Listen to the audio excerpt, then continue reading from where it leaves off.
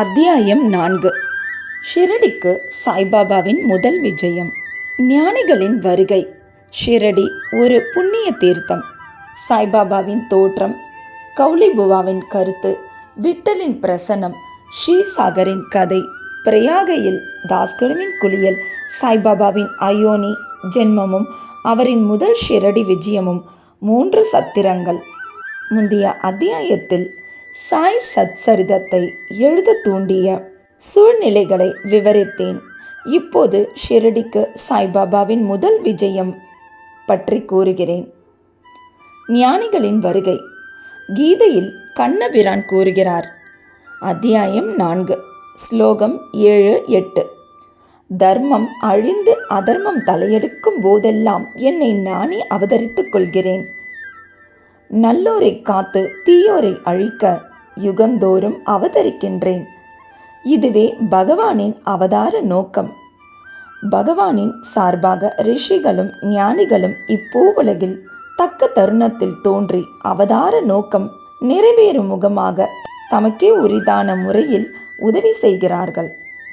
உதாரணமாக 2 முறை பிறப்பவர், அதாவது பிராமணர்கள், க்ஷத்ரியர்கள், வைசியர்கள் தங்கள் கடமைகளை புறக்கணிக்கும் போதும், மேற்குலத்தவரின் உரிமைகளை தவறான முறையில் பறிக்கச் சூத்திரர்கள் முயலும் போதும், ஆன்ம ஞான போதகர்கள் மதிக்கப்படாமல் அவமதிக்கப்படும் போதும், தன்னை தான் ஒவ்வொருவனும் மெத்த படித்தவன் என்று எண்ணும் போதும், தடுக்கப்பட்ட ஆகாராதிகளையும் போதை தரும் குடிப்பொருளையும் ஜனங்கள் உட்கொள்ளும் போதும், மதம் என்னும் போர்வையில் மக்கள் தகாத காரியங்களை செய்யும் போதும், பல்வேறு இனத்து மக்கள் தங்களுக்குள் சண்டையிட்டு கொள்ளும் போதும், மறையவர் சந்தியாவந்தனம் மற்றும் தங்கள் மத பழக்க வழக்கங்களை செய்ய தவறும் போதும், யோகிகள் தியானத்தை புறக்கணிக்கும் போதும், மனைவி மற்றும் மக்கட்செல்வமே தங்கள் கருத்துக்குரிய ஒன்றே ஒன்று என்று மக்கள் கருத தலைப்பட்டு முக்தி என்னும் உண்மை நெறி நின்று வழி தவறி போகும்போதும் ஞானிகள் தோன்றவே செய்கிறார்கள். தங்கள் மொழி செயல் வழிகளால் காரியங்களை நெறிப்படுத்துகிறார்கள். அவர்கள் கலங்கரை விளக்கை ஒப்ப சேவை செய்து நமக்கு மெய் நெறியை காண்பிக்கிறார்கள். இவ்வாறாக பல ஞானிகள் நிவ்ருத்தி, ஞானதேவ், முக்தாபாய், நாமதேவ், கோரா, கோனாயி, ஏக்நாத், துக்காராம், நரஹரி, நரசிபாயி, சஜன் கசாயி, சவதா, ராமதாஸ் மற்றும் பலர் பற்பல காலங்களில் மக்களுக்கு மெய்நெறியை காண்பிக்க தோன்றவே செய்தனர். இவ்வகையில் இறுதியாக ஷிரடி சாய்பாபாவும் விஜயம் செய்தார். ஷிரடி ஒரு புண்ணிய தீர்த்தம். அகமத் நகர் ஜில்லாவில் உள்ள கோதாவரி ஆற்றங்கரை மிகவும் அதிர்ஷ்டம் படைத்ததாகும். ஏனெனில் அது அநேக ஞானிகளை ஈன்றும் புறந்தும் அடைக்கலம் கொடுத்தும் இருக்கிறது. அவர்களுள் முக்கியமானவர் ஞானேஸ்வர். ஷிரடியும் அகமத் நகர் ஜில்லாவில் உள்ள கோபர்காவன் தாலுக்காவில்தான் இருக்கிறது. கோபர்காவனில் உள்ள கோதாவரி ஆற்றை கடந்தவுடன் நீங்கள் ஷிரடிக்குள்ள வழியை அடைகிறீர்கள். 9 மைல்கள் சென்றதும் நீம்காவன் அடைகிறீர்கள். அவ்விடத்து நின்று ஷிரடி தெரிகிறது. கிருஷ்ணா ஆற்றங்கரையிலுள்ள கனகாபூர், நரசிம்மவாடி, ஔதும்பர் போன்ற மற்ற புனித க்ஷேத்திரங்களைப் போன்று ஷிரடியும் அறிமுகமானதும் புகழ்பெற்றதும் ஆகும்.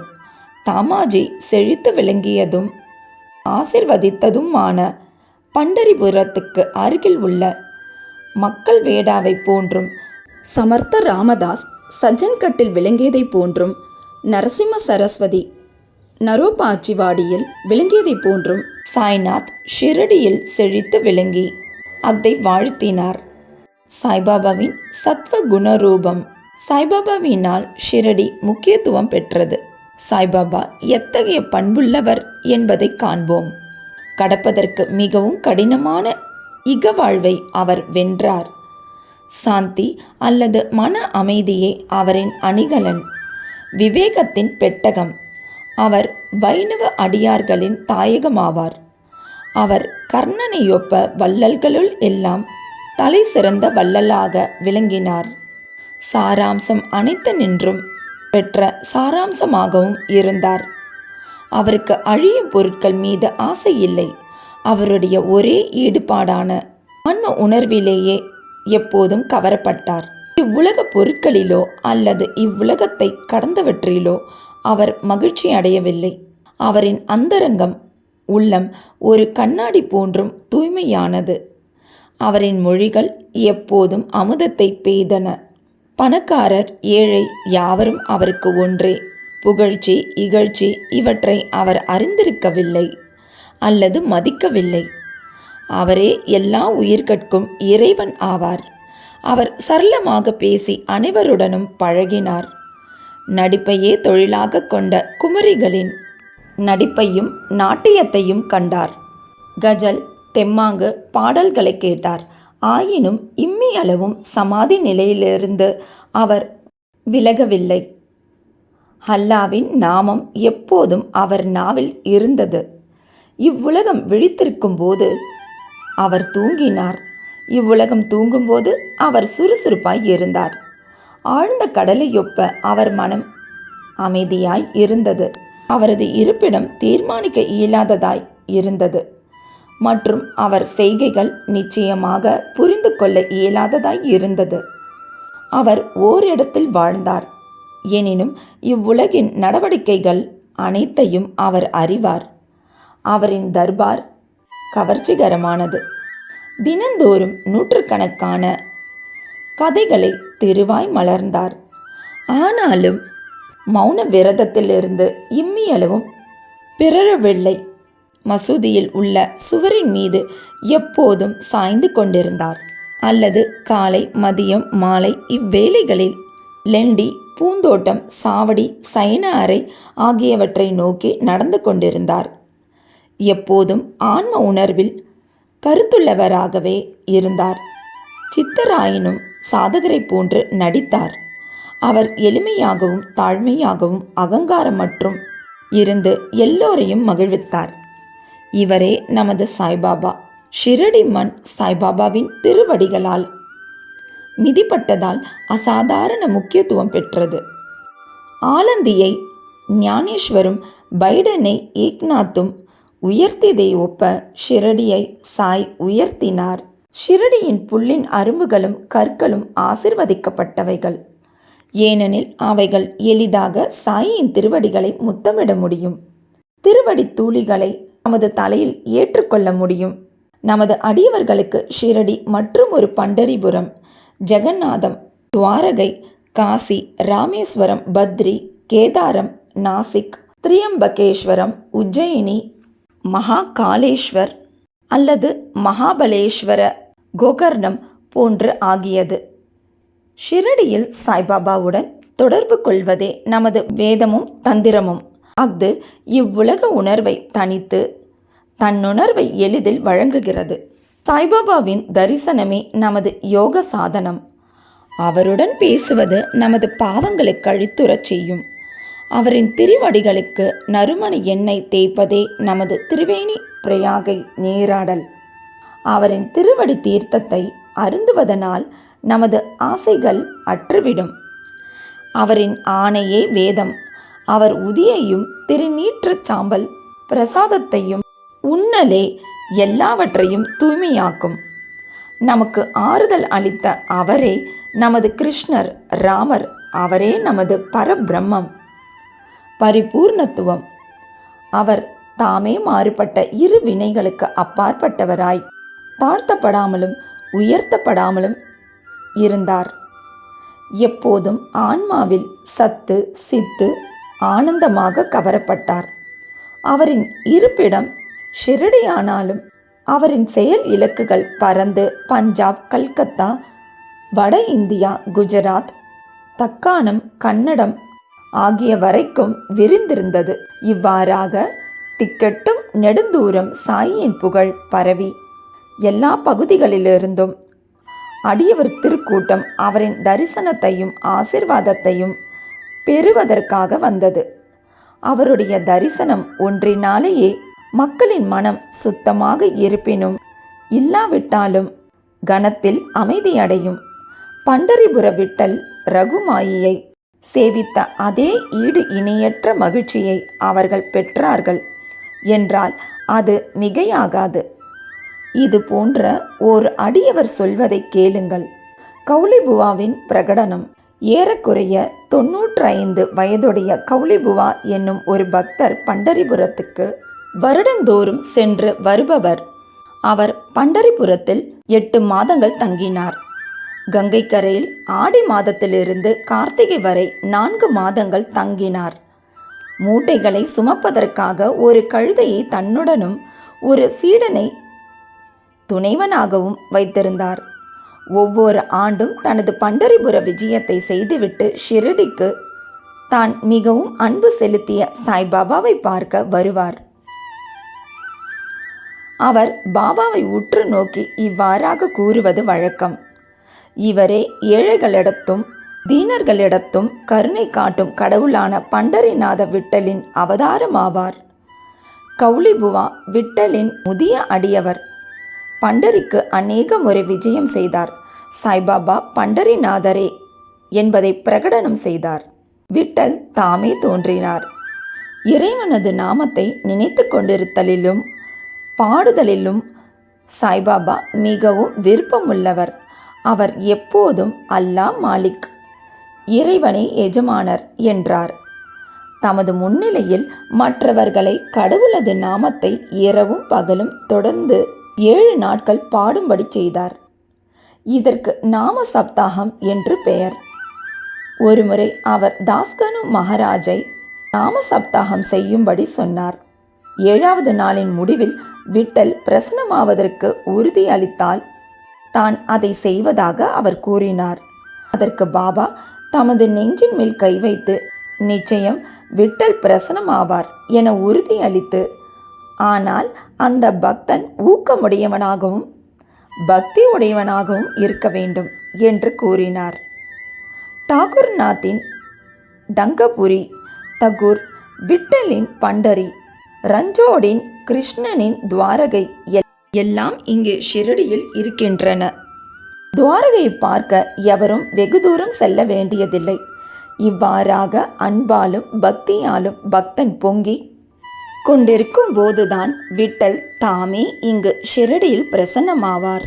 சப்தாகம் பூர்த்தியானதும் விட்டல் கீழ்கண்ட விதமாக பிரசன்னமாகவே செய்தார். வழக்கம் போல குளித்து முடித்த பின் காக்கா சாஹிப் தீக்ஷித் தியானத்தில் அமர்ந்திருந்தார். அவர் ஒரு காட்சியில் விட்டலை கண்டார். மத்தியானம் பாபாவின் தரிசனத்துக்காக சென்றபோது பாபா ஐயமர அவரை நோக்கி, விட்டல் பாட்டில் வந்தாரா? நீர் அவரை கண்டீரா? அவர் விளையாட்டு பிள்ளை போன்றவர். அவரை உறுதியாக பற்றி கொள்ளும். இல்லாவிடில் நீர் சிறிதே கவனக்குறைவாக இருப்பினும் தப்பித்து விடுவார் என கூறினார். இது காலையில் நிகழ்ந்தது. மத்தியானம் மற்றொரு விட்டல் தரிசனம். வெளியிலிருந்து ஒரு ஹாக்கர் பொருட்களை கையில் எடுத்து சென்று வீதியில் விற்பவன் 25 அல்லது 30 விட்டோபா படங்களை விற்றுக்கொண்டு வந்தான். அப்படம் காக்கா சாஹேபின் காட்சியில் தோன்றிய உருவத்துடன் ஒத்து இருந்தது. இதை கண்டும் பாபாவின் மொழிகளை நினைவு கூர்ந்தும் காக்கா சாஹிப் தீக்ஷித் ஆச்சரியப்பட்டு மகிழ்ச்சியுற்றார். ஒரு படத்தை வாங்கி தனது பூஜை அறையில் வழிபாட்டுக்காக வைத்தார். பகவந்த்ராவ் ஷீசாகரின் கதை. பகவந்த்ராவ் ஷீசாகரின் கதை பாபா விட்டல் வழிபாட்டில் எவ்வளவு ஆர்வம் உள்ளவராக இருந்தார் என்பதை எடுத்து காட்டுகிறது. பகவந்த்ராவின் தந்தையார் விட்டோபாவின் பக்தர். பண்டரிபுரத்துக்கு வருடாந்திர பயணம் செய்யும் பழக்கமுடையவர். தமது வீட்டிலும் விட்டோபாவின் உருவம் வைத்து அவர் வழிபட்டார். அவர் இறந்த பின் அவரது மகன் வருடாந்திர பயணம், வழிபாடு, சிராத்தம் முதலியவை அனைத்தையும் நிறுத்திவிட்டார். பகவந்த்ராவ் ஷிரடிக்கு வந்தபோது பாபா அவரது தந்தையை நினைவு கூர்ந்து கூறியதாவது: அவரது தந்தை எனது சிநேகிதன், எனவே நான் அவரை இங்கு இழுத்தேன். அவர் நைவேத்தியம் படைக்காது விட்டலையும் என்னையும் பட்டினி போட்டார். எனவே அவரை நான் இங்கு கொணர்ந்தேன். அவருடன் வாதாடி வழிபாடு செய்ய வைப்பேன். தாஸ்கனுவின் பிரயாகை குளியல். கங்கையும் யமுனையும் சந்திக்கும் இடத்திலுள்ள பிரயாகை என்னும் புண்ணிய நதியில் ஸ்நானம் செய்வது மிகவும் பாக்கியமானது என்று இந்துக்கள் நினைக்கிறார்கள். ஆயிரக்கணக்கான யாத்ரீகர்கள் குறிப்பிட்ட காலங்களில் புண்ணிய ஸ்நானத்திற்காக அவ்விடம் செல்கிறார்கள். ஒருமுறை தாஸ்கனு தான் ஸ்நானம் செய்வதற்காக பிரயாகை போக வேண்டும் என்று நினைத்தார். பாபாவிடம் அங்கனமே செய்வதற்கு அனுமதி வேண்டி வந்தார். பாபா அவருக்கு சொல்லிய பதில், அவ்வளவு தூரம் போக வேண்டிய அவசியமில்லை, நமது பிரயாகை இங்கேயே இருக்கிறது, என்னை நம்பு என்றார். அப்போது ஆச்சரியத்திலும் ஆச்சரியம். தாஸ்கனு தனது தலையை பாபாவின் அடிகளில் வைத்ததும் கங்கை யமுனை ஆறுகளின் புனித நீர் பாபாவின் 2 கால்கட்டை விரல்களிலிருந்து சீராக வெளிப்பட்டது. இவ்வாச்சரியத்தை கண்ணுற்ற தாஸ்கனு அன்பு ஆழ்ந்த மரியாதை உணர்ச்சியால் பெரிதும் கவரப்பட்டார். அவர் கண்கள் நீரால் நிறைந்தன. அந்தரங்கத்தில் அவர் உணர்ச்சியால் உந்தப்பட்டார். அவருடைய பேச்சு பாபாவின் புகழையும் அவரின் லீலைகளையும் குறிப்பிடும் கவிதையாக பொங்கி வெளிப்பட்டது. சாய்பாபாவின் அயோனி ஜென்மமும் அவரின் முதல் ஷிரடி விஜயமும். சாய்பாபாவின் பெற்றோர், பிறந்த இடம் இவற்றை பற்றி ஒருவருக்கும் தெரியாது. பல விசாரணைகள் செய்யப்பட்டன. பாபாவிடமும் மற்றவர்களிடமும் பல கேள்விகள் கேட்கப்பட்டன. ஆனால் திருப்தியான பதிலோ செய்திகளோ இதுவரை கிடைக்கவில்லை. வழக்கத்தில் இவைகளை பற்றி நமக்கு ஒன்றும் தெரியாது. சாதாரண மனிதர்களை ஒப்ப நாமதேவர், கபீர் முதலியோர் பிறக்கவில்லை. அவர்கள் சிசுக்களாக முத்துக்களின் தாயின் இடத்தில் ஆற்றில் காணப்பட்டார்கள். நாமதேவ் கோனாயால் பிம்ராதி ஆற்றிலும், கபீர் தமால் என்பவரால் பாகீரதி ஆற்றிலும் கண்டெடுக்கப்பட்டார்கள். சாய்பாபாவின் விஷயமும் அதை ஒத்ததாகும். பக்தர்களுக்காக ஒரு வேப்பமரத்தடியில் 16 வயது இளைஞனாக தாமே முதலில் தோன்றினார். அப்போதே பிரம்ம ஞானத்தால் நிரம்பியவராக காணப்பட்டார். கனவிலும் இவ்வுலக பொருட்களின் ஆசை அவருக்கு இல்லை. மாயையை அவர் உதைத்து தள்ளினார். முக்தி அவர் தம் காலடியில் பணி செய்தது. ஷிரடியை சேர்ந்தவரும் நானா சோப்தாரின் தாயாரும் ஆகிய ஒரு பாட்டி அவரை கீழ்கண்ட விதமாக வர்ணிக்கிறார். அழகும் சுறுசுறுப்பும் மிகுந்த சுந்தரமும் உடைய இவ்விளைஞன் முதலில் வேப்ப மரத்தின் அடியில் ஆசனத்தில் அமர்ந்திருந்தவாறு காணப்பட்டான். அக்கிராமத்து மக்கள் இத்தகைய இளம் வயது உடையவன் வெப்பத்தையோ குளிரையோ பொருட்படுத்தாது அத்தகைய கடின பயிற்சி பழகுவதை கண்ணுற்று ஆச்சரியத்தால் தாக்கப்பட்டனர். பகலில் ஒருவருடனும் பழகுவதில்லை, இரவில் ஒருவருக்கும் அஞ்சுவதில்லை. இவ்விளைஞன் எங்கிருந்து வந்தான் என்று மக்கள் ஆச்சரியப்பட்டு கேட்டுக்கொண்டனர். ஒரு சாதாரண கவனிப்பே. அவன் மீது எல்லோரும் அன்பு கொள்ளும் அளவிற்கு அவனுடைய உருவாம்சங்கள் எல்லாம் அத்தகைய சுந்தரம் பொருந்தியதாக இருந்தது. அவன் ஒருவர் வீட்டிற்கும் செல்வதில்லை. எப்போதும் வேப்ப மரத்தடியிலேயே உட்கார்ந்திருந்தான். வெளித்தோற்றத்திற்கு இளைஞனாக காணப்பட்டான். ஆயினும் அவன் செய்கைகள் உண்மையிலேயே அவன் ஒரு பரமாத்மா என்பதை வெளியிட்டன. அவன் வேண்டுதல் வேண்டாமையின் பருப்பொருளாகவும் அனைவருக்கும் ஓர் மர்மமாகவும் இருந்தான். ஒரு நாள் கண்டோபா கடவுள் ஒரு அடியவனிடம் சாமி பிடித்தது. ஜனங்கள் அவரை, தெய்வமே, இவ்விளைஞனின் தந்தை யார், அவன் எப்போது வந்தான் என்பதை நீர் தயவு செய்து விசாரியும் என கேட்க துவங்கினர். கண்டோபா அவர்களை ஒரு மண்வெட்டி கொணர சொல்லி ஒரு குறிப்பிட்ட இடத்தை தோண்ட சொன்னார். அங்கனமே தோண்டப்பட்ட போது செங்கற்கள் காணப்பட்டன. அதற்கடியில் சமதளக்கல் ஒன்றும் இருந்தது. இந்த கல் அப்புறப்படுத்தப்பட்டதும் ஒரு நிலைக்கதவு தெரிந்தது. அதில் 4 சமயி 5 முக விளக்குகள் எரிந்து கொண்டிருந்தன. அது ஒரு நிலவறைக்கு அழைத்துச் சென்றது. அதில் ஜபமாலைகள், அவற்றை வைத்து ஜபம் செய்யும் பசுமுக உருவப் பைகள், மரப்பலகைகள் முதலியவை காணப்பட்டன. கண்டோபா கடவுள் கூறியதாவது: இவ்விளைஞன் இங்கு 12 ஆண்டுகளாக பயிற்சி செய்தான். பிறகு ஜனங்கள் அவ்விளைஞனிடம் இதை பற்றி கேட்க துவங்கினர்.